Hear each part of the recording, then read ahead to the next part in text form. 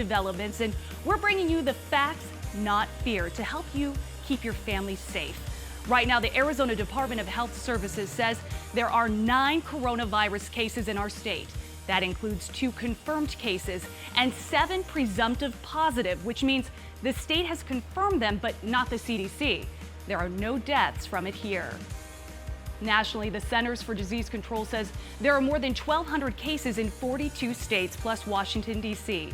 The death toll stands at 36. To keep that in perspective, the CDC estimates there have been 20,000 deaths this season from the regular flu. The coronavirus crisis is leading to a massive stock slide. A live look now at the Dow Jones Industrial Average, the market down roughly 2,000 points. For the second time this week, the markets temporarily stopped trading after a steep tumble following the opening bell. Experts say we should expect this type of roller coaster for quite some time. National Guard troops are handing out supplies in New York. This is in New Rochelle, where there's currently a 1-mile containment area to stop the spread of coronavirus. That'll be in effect for 2 more weeks. The coronavirus concern is leading to a venue change for the next Democratic debate. Joe Biden and Bernie Sanders were supposed to square off against one another at the Arizona Federal Theater in Phoenix, but now CNN, which is airing the debate, says it's moving to Washington, D.C. Biden is also canceling a Saturday night fundraiser here. Here at home, Governor Doug Ducey is declaring a public health emergency. Here's what that declaration does. It frees up money for public health. Arizona will get $12 million from the Centers for Disease Control. It'll also protect people living in nursing homes, and it will expand insurance coverage for testing and treatment. While Arizona is not currently facing the number of cases we've seen in some other states, we are anticipating additional positive cases, and we're not taking any chances. This is about public health and protecting lives, especially those of our elderly and most vulnerable. As the governor mentioned, older people are at risk, so keep your parents and grandparents in mind. Also, those of you with pre-existing conditions like asthma, diabetes, and heart disease. Nationally, President Trump is issuing new measures to protect the United States.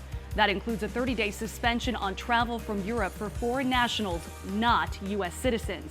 The travel ban to 26 European countries does not include the United Kingdom and only impacts people, not goods. The president is also enacting measures to protect us from medical and financial tolls.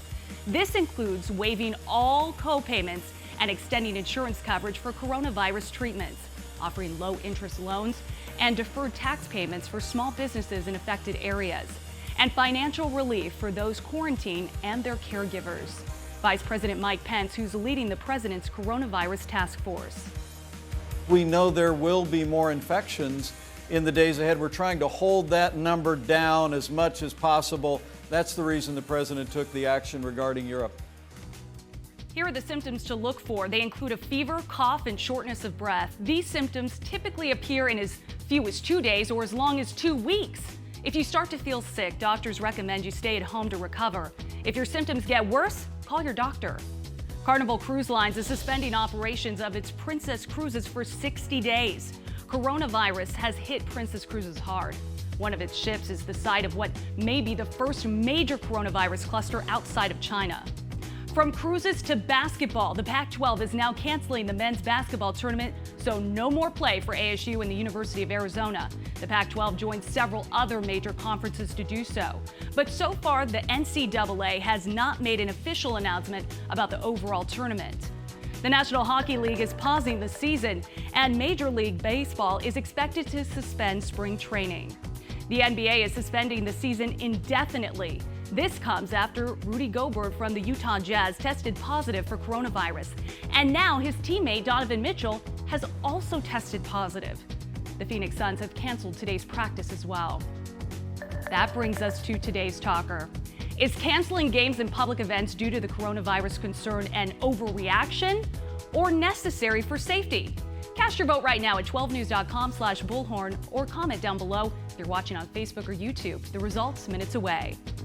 Arizona universities are making bold moves to keep students safe. As Team 12's Mitch Carr shows us, students on spring break now won't be physically back to class for quite some time. I don't know whether to think of it as a break or to worry. That's ASU junior Kennedy Jamison's immediate reaction upon finding out the next 2 weeks of her spring semester will take place online rather than in person.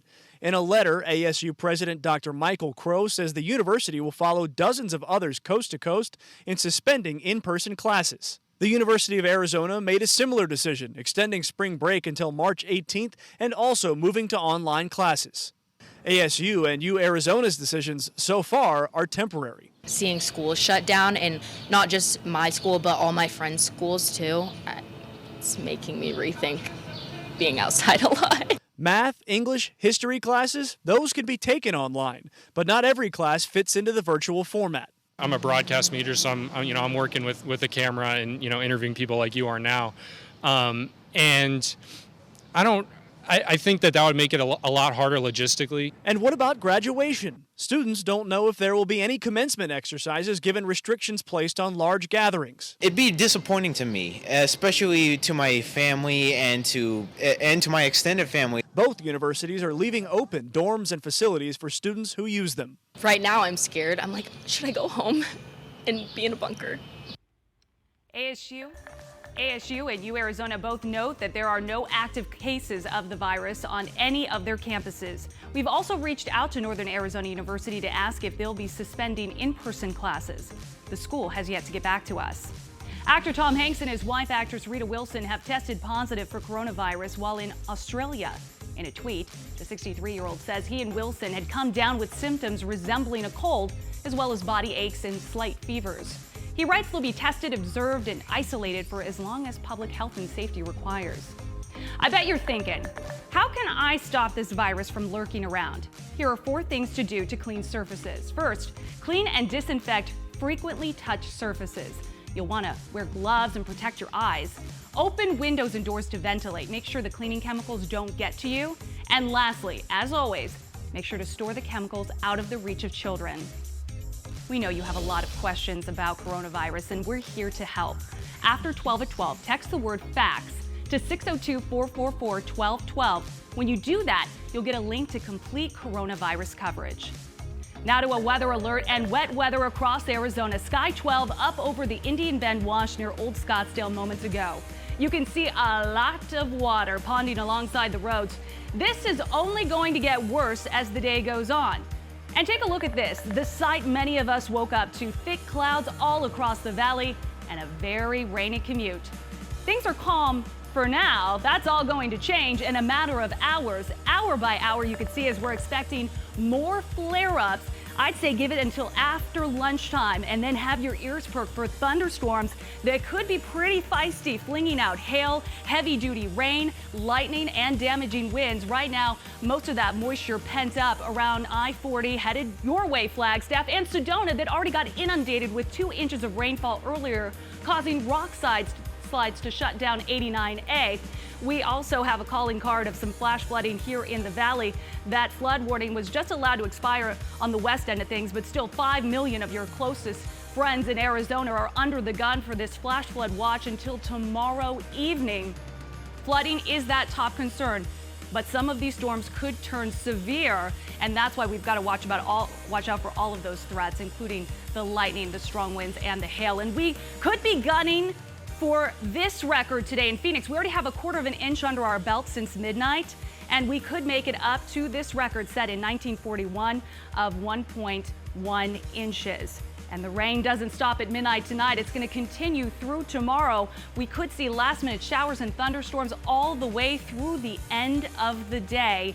We could see a total rainfall amount that is equivalent to a 1/4 or a 1/3 of what we would typically expect to see out of the entirety of 1 year on average for Phoenix. This is a lot of rain in a short amount of time, and that is why flash flooding is a big threat for us today and tomorrow. We will brighten up for all of those outdoor events this weekend, and then we could be right back into the rain game next week, with breezy conditions added in as well. And that next system is going to be a colder one, so we're going to be talking about bigger snowfall totals. For now, snow levels around 10,000 feet. They'll drop to 7,000 feet tomorrow. Back to today's talker and the coronavirus concern. The NBA is stopping the season. There'll be no fans in the stands for March Madness, and even talk show host Ellen is ditching the audience for now. So what do you think? Well, 23% are saying it's an overreaction, while most of you, 77%, are saying it's necessary for safety. Go ahead, keep voting on 12news.com/Bullhorn. And those of you watching on Facebook and YouTube, comment down below. As more Americans get the virus and have to self-quarantine, would you know what to do if you had to care for yourself or someone who's sick in your family? Full details ahead on 12 News first at 4, and then on 12 News at 5. Governor Doug Ducey and State Health Department Director Dr. Kara Kreis join us live here in Studio 12A.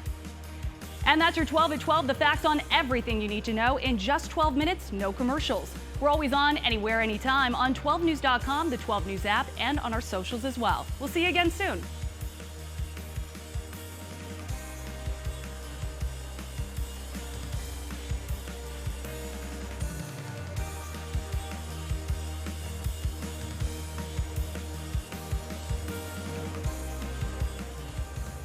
Let's check in with Jessry now to see what's next on Arizona Midday.